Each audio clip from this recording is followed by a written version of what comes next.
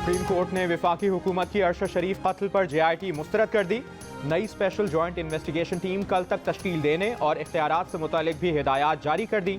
अदालत ने कहा तहकीकात काबिल, सीनियर और आज़ाद अफसरान से कराई जाए, किसी फर्द का किसी बासर अफराद से ताल्लुक ना हो। स्पेशल JIT को बैरून मुल्क तहकीकात का इख्तियार दिया जाए। अक़वाम मुत्तहिदा समेत आलमी इदारों से भी ताउन दरकार हो तो वज़ारत ख़ारिजा मुआवनत करे। एडिशनल अटॉर्नी जनरल ने बताया कि काबीना से मंजूरी के बाद JIT में IB, ISI, FIA अफसरान भी किए जाएंगे।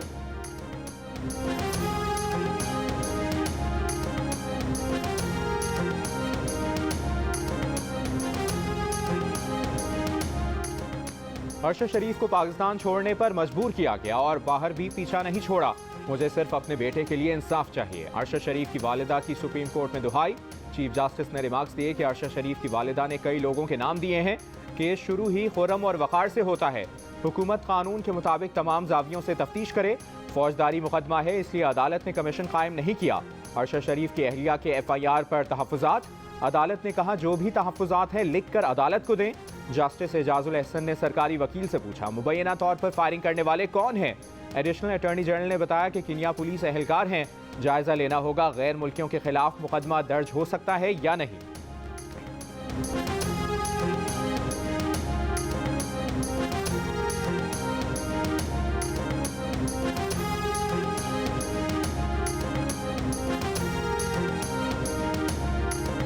सहाफ़ी अरशद शरीफ को मनसूबाबंदी के तहत कत्ल किया गया। मामला गलत शनाख्त का नहीं, कत्ल से पहले अरशद शरीफ पर तशद्दुद किया गया।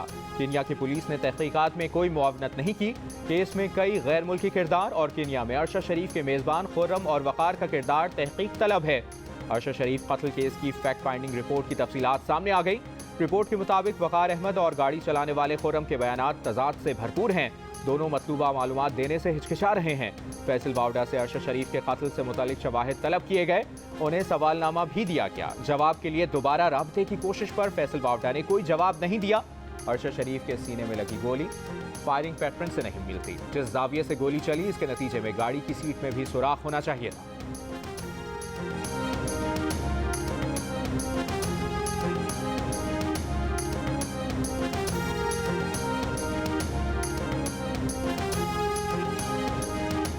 हुकूमत और PTI के दरमियान बर्फ पिघलाने की कोशिश। वज़ीर ख़जाना इसहाक डार की सदर मुमलिकत आरिफ अलवी से तीसरी मुलाकात।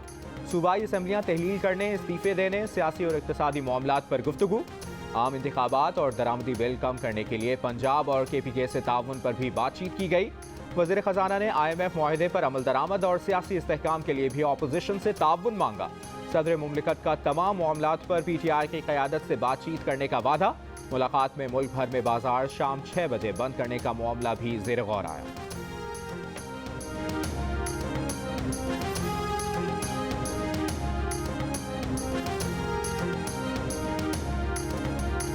हुकूमत की PTI के साथ मुज़ाकरात पर आमादगी पर मौलाना फजलुर रहमान का तहफ़्फ़ुज़ात का इजहार। कहा इमरान खान PDM के रहनुमाओं को माजी में चोर और लुटेरा कहते रहे हैं, इनसे किसी सूरत बात नहीं हो सकती। वज़ीर आज़म से मुलाकात में सरबराह PDM ने कहा कि असम्बलियाँ तोड़ने वाला पहले अपने अंदरूनी खलफशार को संभाले, ना क़ब्ल इस वक्त इलेक्शन होंगे और ना कोई दबाव कबूल किया जाएगा।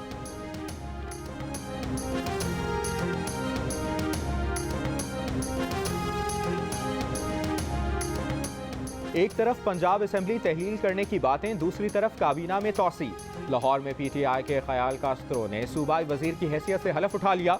गवर्नर पंजाब ने हलफ लिया। वज़ीर आला पंजाब परवेज़ इलाही की गवर्नर हाउस में बलीगुर रहमान से मुलाकात। बाहमी दिलचस्पी के उमूर और मौजूदा सूरत हाल पर तबादला ख्याल किया गया।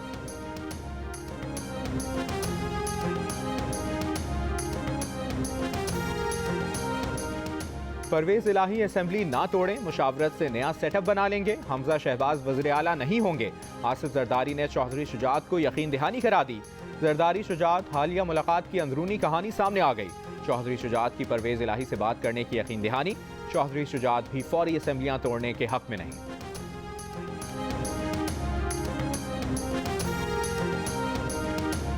इमरान खान साहब ने मीटिंग बुलाई हुई है, तमाम सीनियर लीडरशिप वहाँ पे मौजूद होगी और टाइमिंग के ऊपर डिस्कशन होगी। मैदान खाली नहीं करने के लिए जा रहे हैं, मैदान में जा रहे हैं, अवाम के अंदर जा रहे हैं, मैदान में जा रहे हैं। घोड़ा भी हाजिर है, मैदान भी हाजिर है, आए हम करें मुकाबला। असेंबलियां कब तोड़ी जाएं, चेयरमैन पीटीआई इमरान खान आज फैसला करेंगे। पीटीआई रहनुमा असद उमर का कहना है कि पीटीआई अवामी जमात है और अवाम में जा रही है। असेंबलियां तोड़कर कोई सियासी गलती या मैदान खाली नहीं कर रहे, बल्कि खुद मैदान में उतर रहे हैं। असेंबलियां तोड़ने के ऐलान पर हुकूमत डगमगा गई है। फेडरल गवर्नमेंट डिजिटल डीलिमिटेशन की बात कर रहे हैं। हमने बार बार गवर्नमेंट को सेंसिटाइज किया है कि कम से कम हमें 6 से 7 महीने डीलिमिटेशन के लिए दरकार होते हैं। अगर दोबारा डिजिटल डीलिमिटेशन की जाती है तो जो इतनी बड़ी एक्साइज कमीशन ने की है ये टोटल ज़ाया हो जाए। मैं ये चैलेंज करता हूँ तनकीद करने वालों को कि वो कहीं पे भी हमें दिखा दें इलेक्शन कमीशन ने ईवीएम या ओवरसीज़ वोटिंग की मुखालफत की। हम जल्दबाजी में ये नारा तो लगा दें कि ईवीएम इस्तेमाल होगी या ओवरसीज़ को वोटिंग का हक दिया जाएगा, लेकिन उसकी वजह से सारा जनरल इलेक्शन ही मशकूक हो जाए। नई मरदमशुमारी के बाद दोबारा हल्काबंदी के लिए 6 माह दरकार होंगे। वक्त पर मरदमशुमारी हो गई तो वक्त पर हल्काबंदी करा लेंगे। चीफ इलेक्शन कमिश्नर का दो टोक मौक़िफ़, कहा इलेक्शन कमीशन का ना कोई फेवरेट है ना इदारा किसी के खिलाफ है। इलेक्शन कमीशन पर कोई दबाव नहीं, ज़मीर के मुताबिक फैसले दिए। इलेक्शन कमीशन के फैसले गलत हों तो मुतासरा फरीक आला फोरम्स पर जा सकता है। चैलेंज करते हैं कहीं भी दिखा दें कि इलेक्शन कमीशन ने ईवीएम की मुखालिफत की हो। ऐसा नहीं कर सकते कि ईवीएम समंदर पार वोटिंग जल्दबाजी में करा दें। जल्दबाजी में इलेक्शन कराने से सारा इलेक्शन मशकूक हो जाएगा। कोई सूबाई हुकूमत बल्दियाती इंतखाबात के लिए तैयार नहीं होती। इलेक्शन कमीशन की कोशिशों से बलूचिस्तान में सैलाब से मुतासरा अजला में बल्दियाती इंतखाबात 11 दिसंबर, इस्लामाबाद में 31 दिसंबर, सिंध में 15 जनवरी और पंजाब में अप्रैल के आखिरी हफ्ते में होंगे।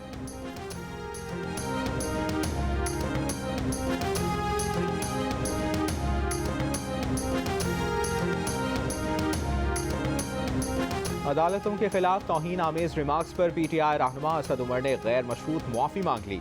अदालत ने मुआफ़ी कबूल कर ली। लाहौर हाईकोर्ट रावलपिंडी बेंच में असद उमर ने कहा कि उनका मकसद अदालतों या जजेस को निशाना बनाना नहीं था। उनके किसी बयान से अगर कोई लाइन क्रॉस हुई तो मुआफ़ी मांगते हैं। जस्टिस जब्बाद हसन ने कहा कि हमको अच्छे से इल्म है आपने क्या कहा, आपका वीडियो बयान चलाना नहीं चाहते।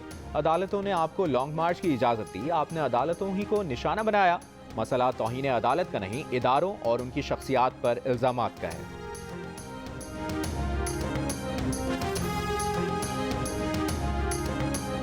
सरदार साहब ये बताएं कि नवाज शरीफ साहब कब आएंगे? जनवरी में। अच्छा, जनवरी में बोर्ड ऑफ टिकट्स के लिए भी इंशाल्लाह वो बैठेंगे, वो पार्टी को फिर रीऑर्गेनाइज करेंगे।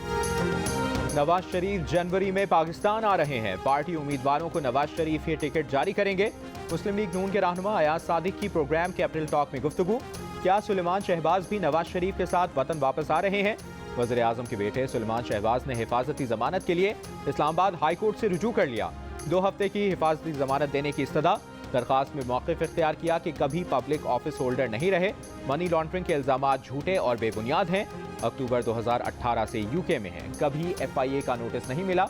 FIA ने उनके खिलाफ मुकदमा उनकी गैर हाजिरी में दर्ज किया। इश्तिहारी करार देने की कार्रवाई भी अदम हाजिरी में हुई।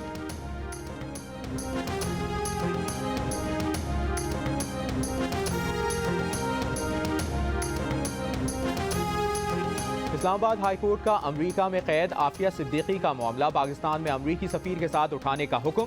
आफिया सिद्दीकी की रिहाई की कोशिशों पर अदम इत्मीनान। अदालत ने रिमार्क्स दिए, दफ्तर खारिजा की जानिब से सिर्फ खतूत लिखे गए लेकिन फॉलो अप नहीं लिया गया। देखना चाहते हैं पाकिस्तान में अमरीकी सफीर का इस पर क्या रद्द अमल है।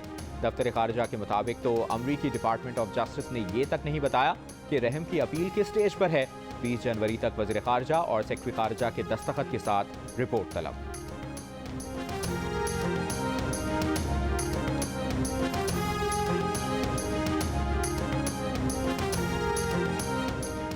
मौजूदा हुकूमत की कोशिशों से IMF प्रोग्राम दोबारा पटरी पर आ गया है। नौवीं जायजे के लिए मुज़ाकरात अब हतमी मरहले पर हैं। मुल्क की मौशी सूरत हाल अब इस्तेहकाम की तरफ बढ़ रही है। वज़ारत ख़ज़ाना की मुल्क में इक़्तिसादी इमरजेंसी की तजावीज़ के हवाले से ज़ेर गर्दिश खबरों की तरतीब। कहा इक़्तिसादी इमरजेंसी लगाने का कोई मनसूबा नहीं। पाकिस्तान का श्रीलंका से मुवाजना करना भी बिल्कुल नामुनासिब है। मौजूदा मुश्किल मौशी सूरत हाल रूस यूक्रेन जंग, आलमी कसात बाज़ारी और हालिया सैलाब का नतीजा है। हुकूमत इस तरह के बैरूनी अवामिल के असरात को कम करने के लिए भरपूर कोशिशें कर रही है।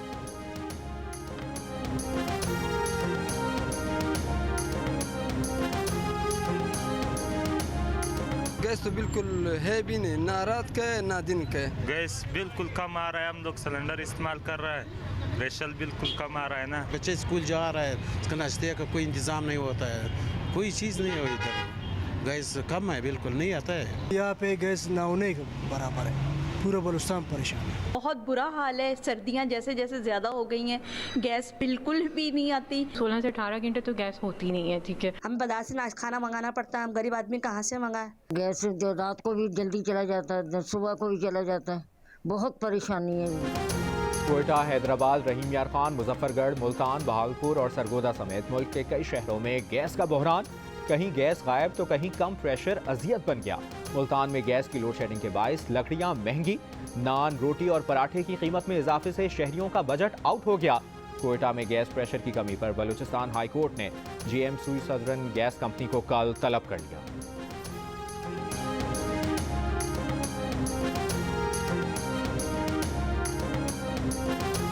हमारे गांव 2 महीने से डूब गया था, हम पक्के पे बैठे हैं, 2 महीने के बाद आए हैं, जो हमें घर हम दोबारा मरम्मत कर रहे हैं। भी घर पे आए हैं, हम अभी हमने मिट्टी उठा के घर बनाना शुरू किया है और 2 किलोमीटर दूर से मिट्टी लेके आ रहे हैं। मीरपुर खास में सैलाब मुतासरीन जिंदगी नए सिरे से शुरू करने के लिए पुराज़्म। पानी उतरने के बाद किसी मसीहा का इंतजार किए बगैर कच्चे घरों की तामीर एक बार फिर शुरू कर दी। कादू में सैलाब के 3 माह बाद रेलवे ट्रैक बहाल। भान सैयदाबाद से सहवन तक ट्रैक को मुख्तलिफ मकामात पर कट लगाए गए थे।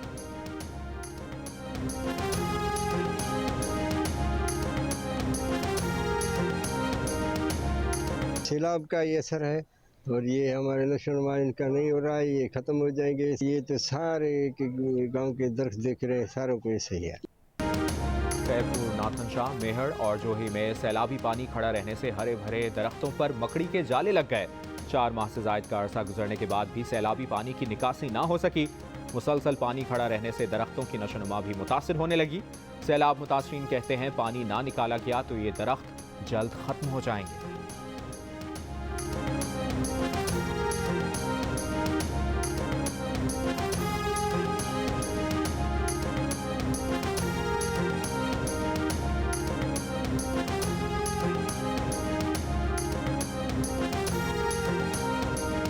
लाहौर में तमाम सरकारी और निजी स्कूल और दफातर जुमे हफ्ते इतवार बंद रहेंगे। मुल्क में कोरोना के बायस 2 अफराद इंतकाल कर गए। 24 घंटों के दौरान कराची में कोरोना मुस्बत केसेस की शरह 2.5%, लाहौर पेशावर में 0.9% और मुल्क भर में 0.4% रिकॉर्ड की गई। तहरीक इंसाफ के रहनुमा शहबाज गिल सर्विसेज अस्पताल लाहौर में ज़ेरे इलाज। अस्पताल हुक्काम के मुताबिक शहबाज गिल को सांस की तकलीफ के बायस रात 2 बजे अस्पताल लाया गया। वो दमा के मरीज हैं। चेस्ट इन्फेक्शन की वजह से शहबाज गिल को सांस लेने में दुश्वारी थी।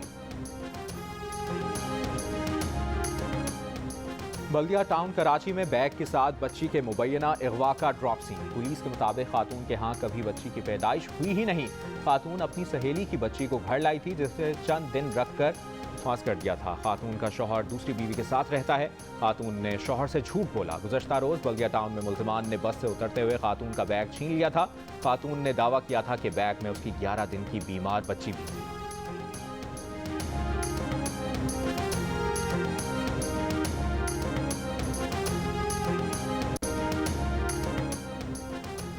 लाइन्स एरिया कराची में 12 साल की बच्ची का ज्यादती के बाद कत्ल। बाप का बच्ची के चचा पर कत्ल का इल्जाम।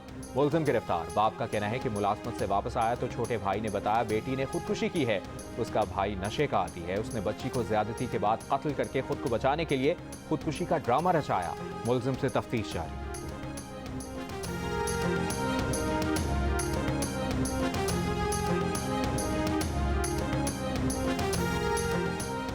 खबरदार, होशियार, एडवेंचर में इतना आगे ना जाएं कि जान से ही चले जाएं। सियालकोट में टिकटॉक के जुनून ने एक और जिंदगी छीन ली।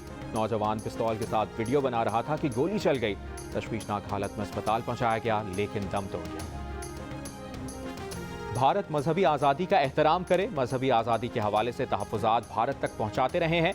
तर्जुमान अमरीकी महकमे खारिजा। नेट प्राइस की ब्रीफिंग। कहा, सेक्रेटरी ब्लिंकन ने हासिल शुदा हक़ाइक़ में भारत को लिस्ट में शामिल ना करने का फैसला किया, मगर इसके बावजूद इन इशूज़ पर भारत से गुफ्तगू करते रहेंगे।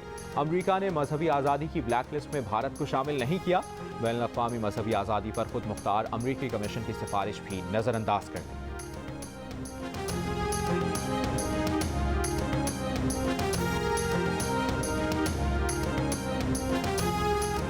अफगानिस्तान के कायम मकाम वज़ीर दिफा मुल्ला मोहम्मद याकूब का मुत्तहिदा अरब अमारात का दौरा।